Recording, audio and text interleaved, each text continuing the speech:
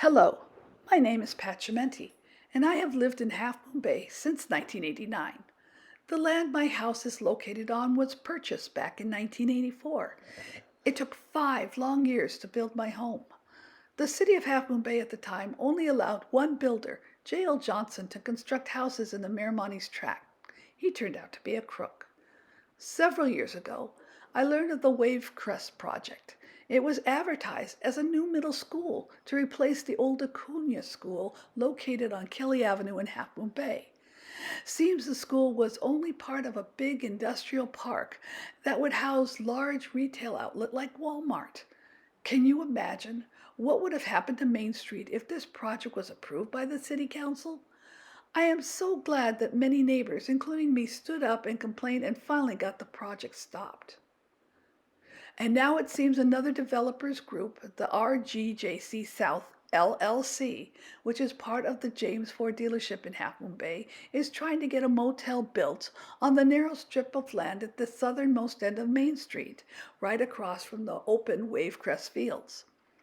Back in June 24, 2000, a Half Moon Bay gateway sculpture by Sharon Mayers was erected to draw the eye to the entrance of the downtown Half Moon Bay, where the Wave Crest View corridor was protected and open, where the trees-lined streets and the lower-income housing was inviting. Now the city is putting in another intersection light at the entrance of Main Street from Highway 1. I was told by the city that it is not related to the HYATT Project, but an intersection light is one thing. A large decorative cement wall and dirt piles on either side of Main Street's entrance tells me otherwise. It looks like a lead-in to a new housing development.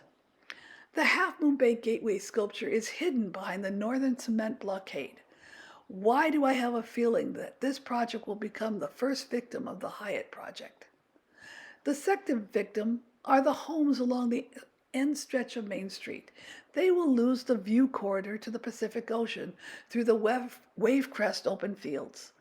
What they will see from their homes will be a parking lot and the back wall of a long motel with parked cars, waste bins, and lights to keep the parking lit at night. They will also never see another sunset over the Pacific. Does HMB really need another hotel? I got on my phone and Googled hotels, motels near HMB. I got 15. I put the information sites pics for each. I noticed that some had discounted prices. Because of the pandemic, motels have not been open for customers. I also know that when the sun shines on the weekend, HMB fills up with tourists. But realize this, the majority of tourists do not stay overnight, unless of course it is during the Pumpkin Festival weekend. Yeah, one weekend a year. Half Moon Bay does not need another motel. The last two hotels I listed are San Benito House, which was built around 1910. It was just renovated when it had an unexpected fire. It will take a year to fix. The Holiday Inn Express could not make it in Half Moon Bay. It was renamed the Coastsider, and that too now is defunct. The pandemic is the reason the city turned it into a temporary homeless shelter. On another note, this HYATT project is located really close to the fire department. These dedicated individuals are always training and preparing for whatever emergency comes their way, and with this very dry weather in California now, it is most likely will cause the following to disrupt any HYATT guests.